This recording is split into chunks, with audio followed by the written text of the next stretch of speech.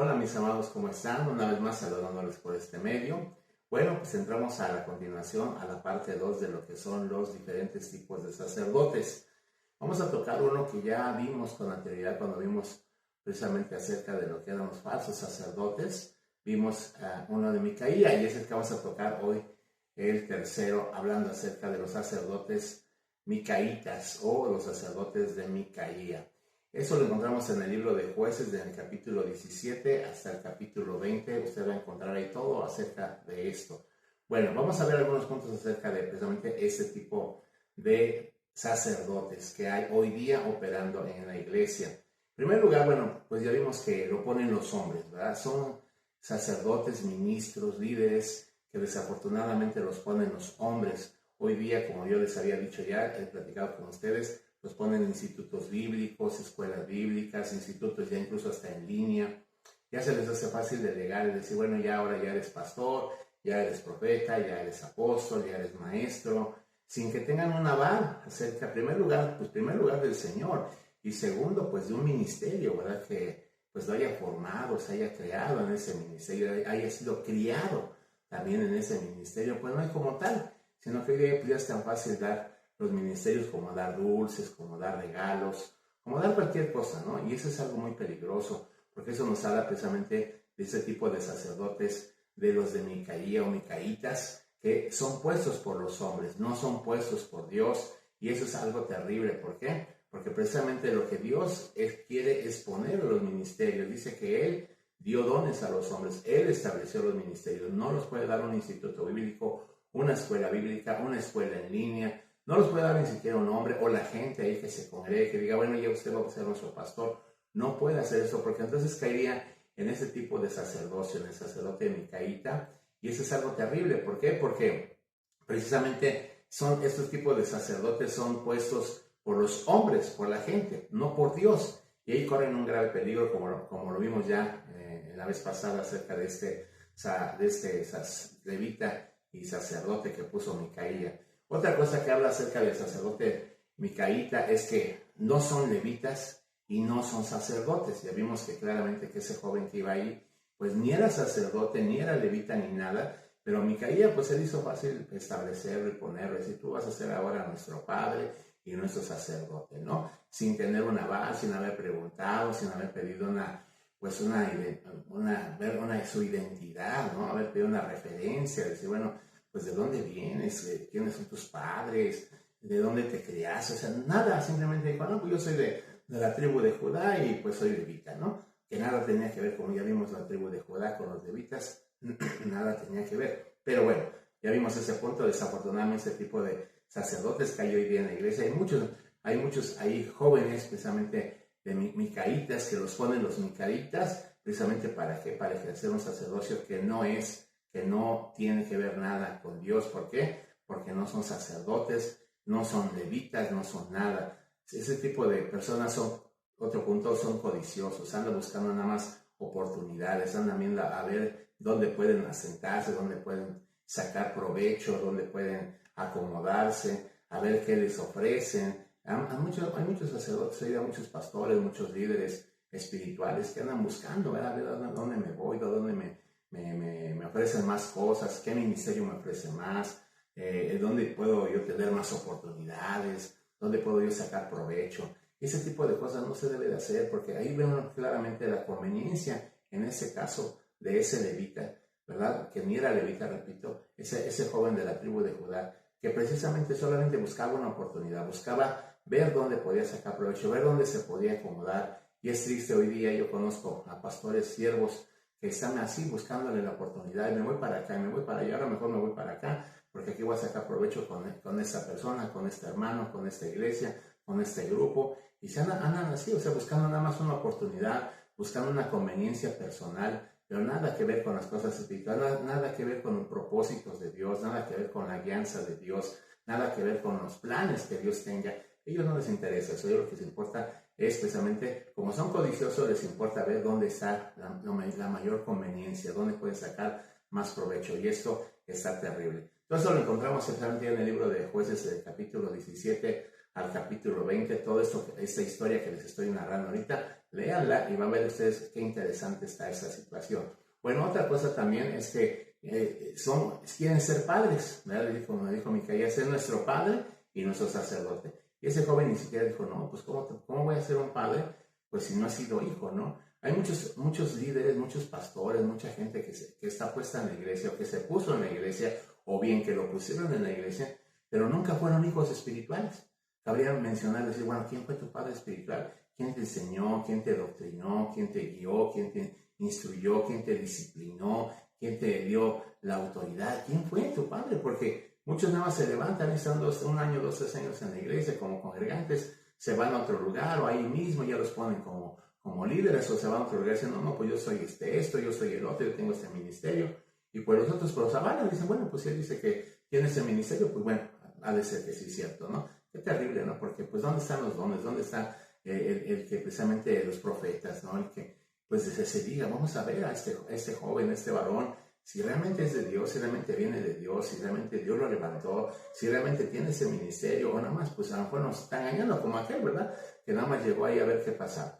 Qué terrible está esa situación de ese tipo de sacerdocio micaíta, porque precisamente ese tipo de jóvenes que hoy día se están levantando, que ni tienen ministerio, ni son hijos espirituales. ¿Cómo vas a ser un padre espiritual si nunca has sido un hijo espiritual? Eso es algo que no se puede hacer, que no se puede precisamente lograr. ¿Por qué? Porque Dios primero manda a que seamos hijos y entonces ya podemos después ser padres espirituales. Bueno, todo esto sucede precisamente ¿por qué? Porque no hay autoridad. No hay una autoridad que realmente sea en la palabra total, en la palabra total de autoridad. No hay, y hoy día por eso se ponen, quitan, levantan, tiran, y es una cosa terrible, ¿no? Porque no debe ser así, porque ¿dónde queda entonces Dios? ¿Dónde queda precisamente la operación teocrática de Dios? ¿Dónde queda el gobierno teocrático de Dios? Pues no, solamente es un gobierno de hombres, es un gobierno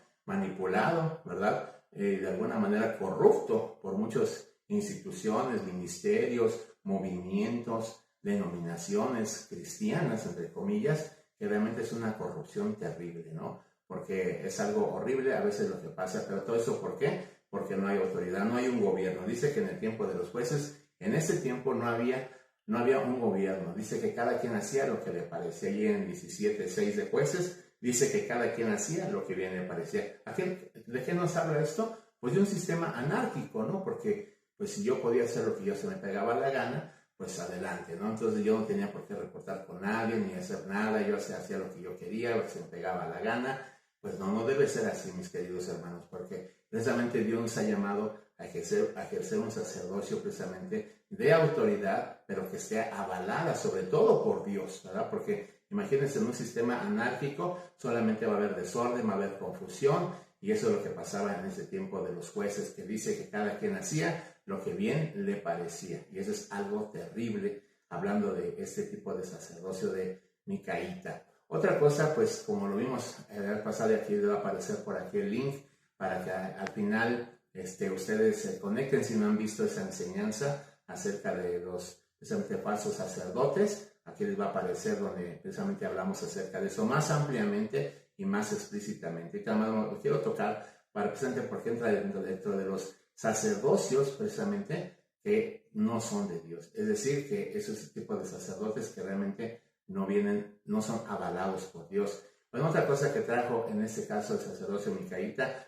fue muerte, porque murieron más de 50,000 personas murieron a causa de ese joven que se hizo pasar por levita, que se hizo pasar por sacerdote, y a causa de Micaía, que lo estableció e incluso que lo consagró para ser sacerdote, cosa tan torcida, porque incluso Micaía era un tipo idólatra completamente. Lo vemos ahí en el capítulo 17, en el verso 3, dice que él hizo terafines, hizo ídolos, y esos ídolos los adoraban. Imagínense la mezcolanza que hicieron ahí, ¿verdad?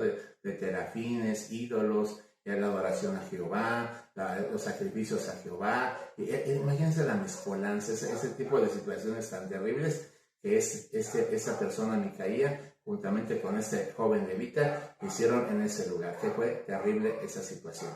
Bueno, cerrando con ese tipo de sacerdote de micaíta, pues es esto, una situación terrible que trajo como consecuencia muerte y destrucción dentro del pueblo de Dios, que es lo que menos queremos, lo que menos deseamos que suceda hoy día.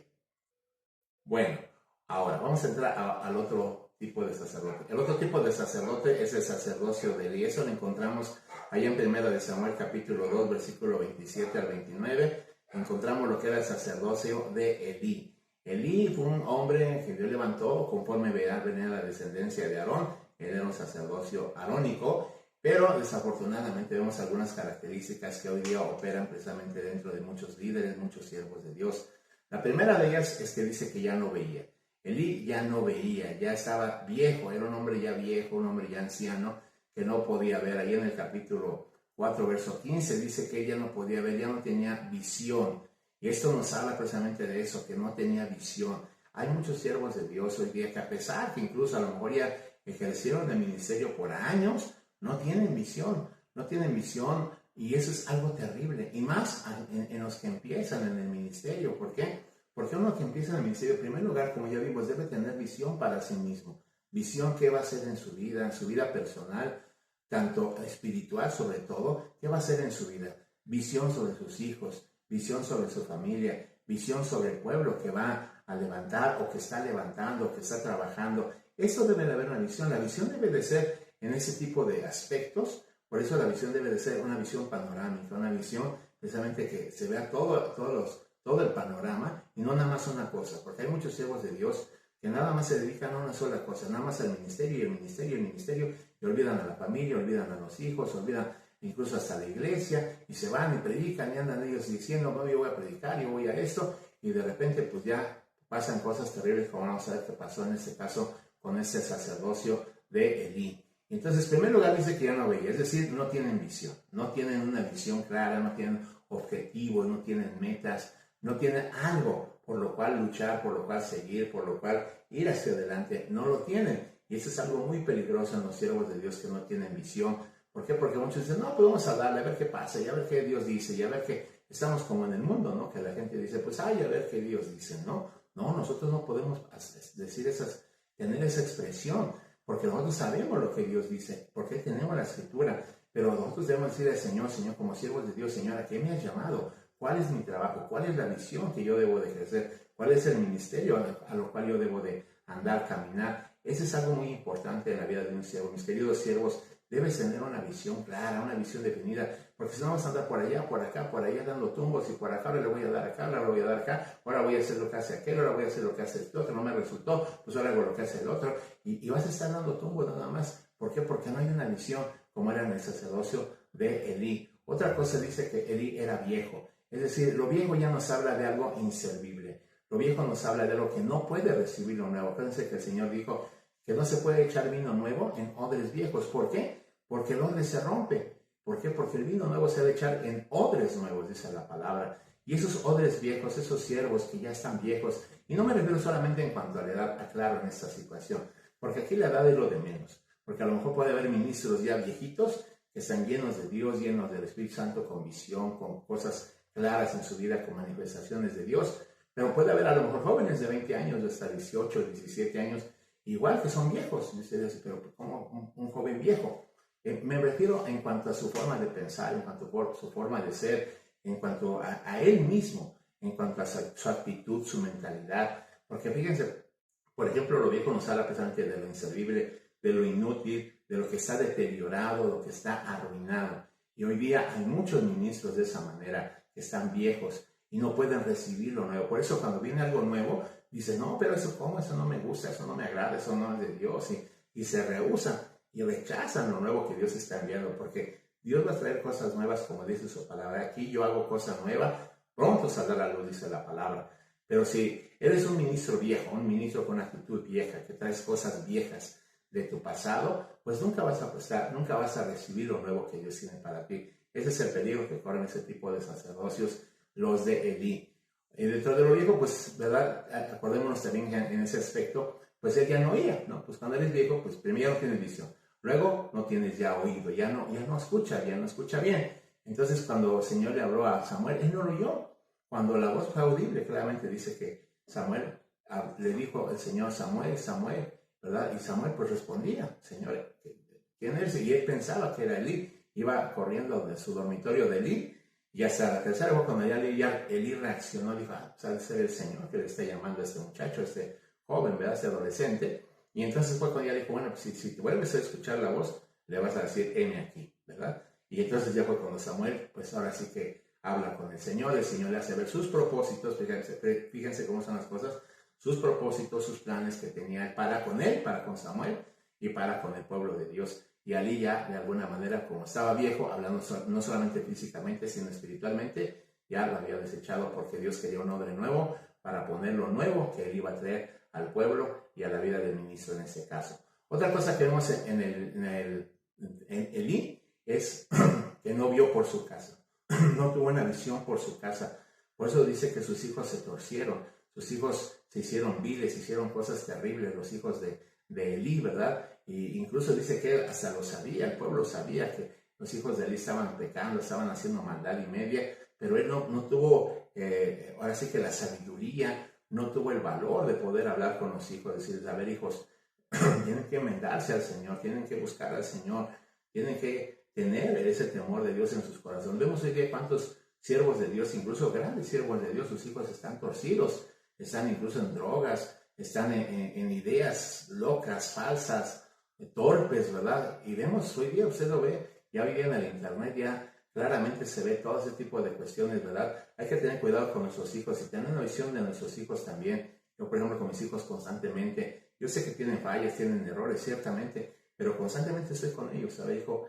Corrige estas cosas, trata de ver esas cosas, mira, busca al Señor, hace esto, hace lo otro. ¿Por qué? Porque es nuestra obligación como padres y como sacerdotes, no solamente de la iglesia, sino también de la casa, el ver por nuestros hijos, el que nuestros hijos caminen como Dios quiere, como Dios manda. Eso es algo muy importante, no forzándolos, no agrediéndolos, no prohibiéndoles, no amonestándolos ahí o molestándolos, no regañándolos, no, es con amor. Recordemos que todo eso tiene que ser con amor, porque el Señor así también nos ve y nos muestra su amor a nosotros. Bueno, entonces, fíjense qué tremendo por Elí, ¿no? Luego dice, bueno, pues que él murió desnucado. Dice que estaba ahí en una silla, le llegó la noticia de que el pueblo había sido vencido, y entonces él se cayó y se desnucó, y ahí fue que murió.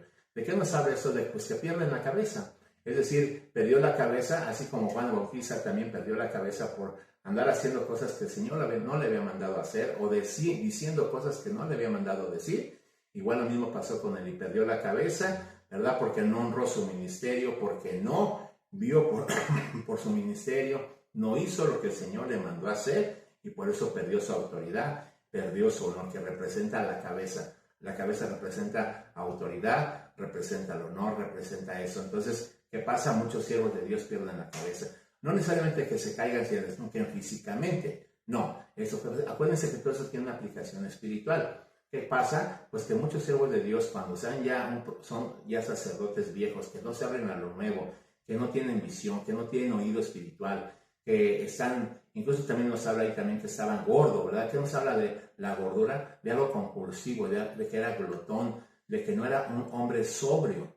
Entonces, eso es algo muy importante, porque todo este tipo de cuestiones, todos estos tipos de puntos que estamos viendo de Elí, precisamente nos habla de que son sacerdotes que no tienen cuidado de sí mismos, no tienen cuidado de las cosas de Dios, no tienen cuidado de la familia, de sus hijos, y al final de cuentas, hermanos, mueren perdiendo la cabeza, desafortunadamente. Y lo último de Elí fue que son cortados. Dice ahí en el 2:32 al 33 que el Señor le dijo a Samuel que él iba a cortar a toda la descendencia de Elí, la iba a desarraigar. Es decir, que su descendencia no iba a prosperar en el sacerdocio, no iba a seguir en el sacerdocio. Obviamente Dios iba a agarrar otra línea. Acuérdense de Aarón, pues venían varias líneas de Aarón.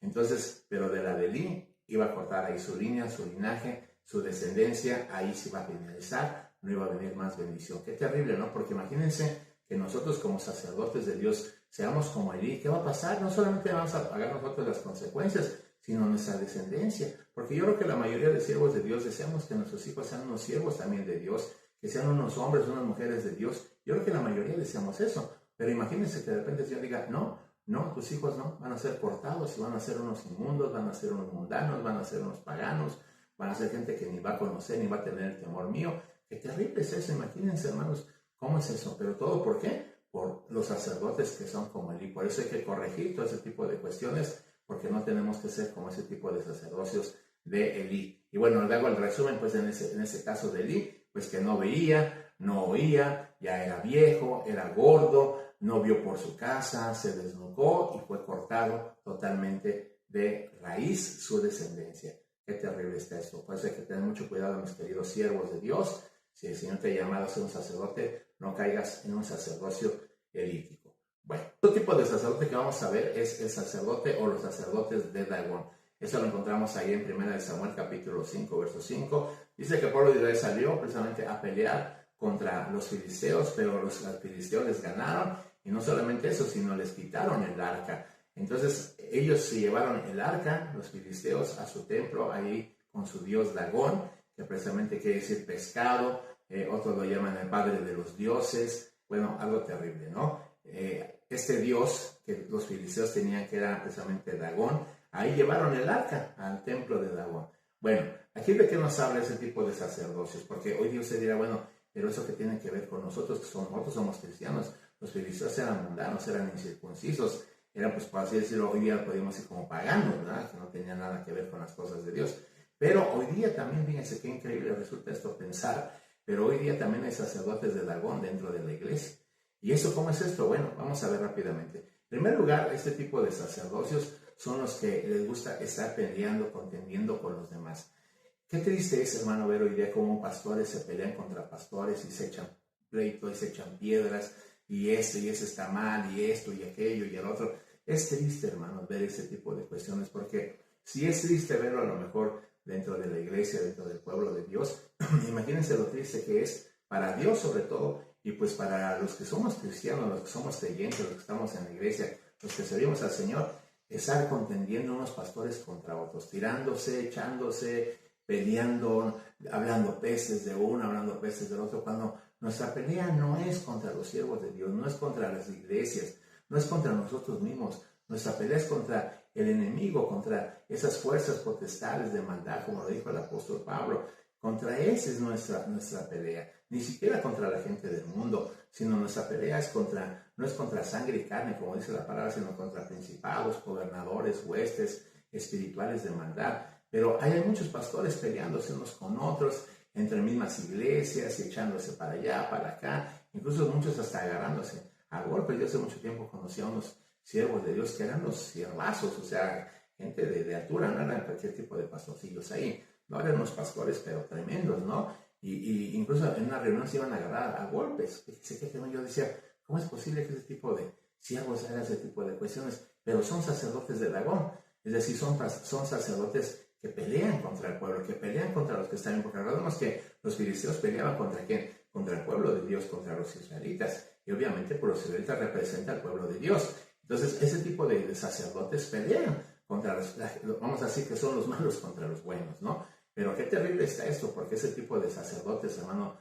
golpeadores, peleadores, de contienda, ¿verdad? Contenciosos y demás, pues no pueden estar, hermanos, sirviendo al Señor de esa manera. ¿Por qué? Porque es gente, hermano, de confrontación y no de bendición. Qué terrible está esto. Otro punto que encontramos aquí en los sacerdotes de Dagón es, ellos robaron el arca. Acuérdense que ellos sustrajeron el arca. Ya Israel pues perdieron y agarraron el arca y dijo, vámonos, vamos a llevarnos para allá, ¿no? Eso es algo muy simbólico. ¿Por qué? Porque ese tipo de sacerdotes quieren robar la presencia de Dios. ¿Cómo es robar? ¿Qué es robar? Bueno, para empezar, robar quiere decir quitar, sustraer, hurtar.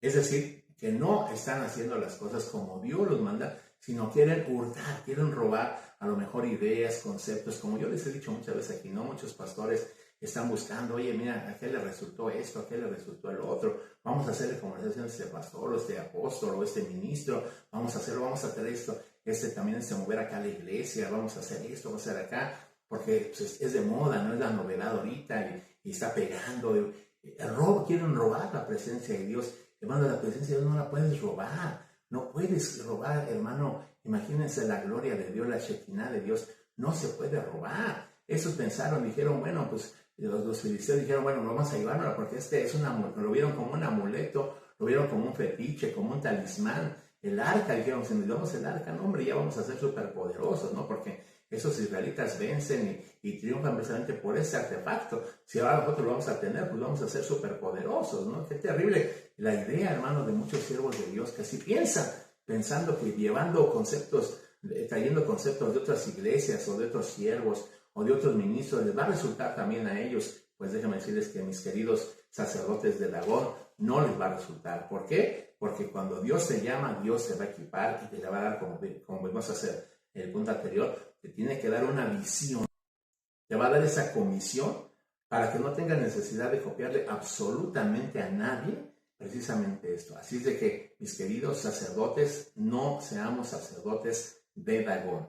Otro punto más que nos habla de los sacerdotes de Dagón es que quieren mezclar. ¿Qué hicieron los filisteos? Dice que llevaron precisamente el arca, ¿a dónde? Al templo de Dagón. Es decir, que querían mezclar lo de su Dios con la presencia de Dios, con el arca del pacto, ¿no? Imagínense, hermano, hacer una mezcla.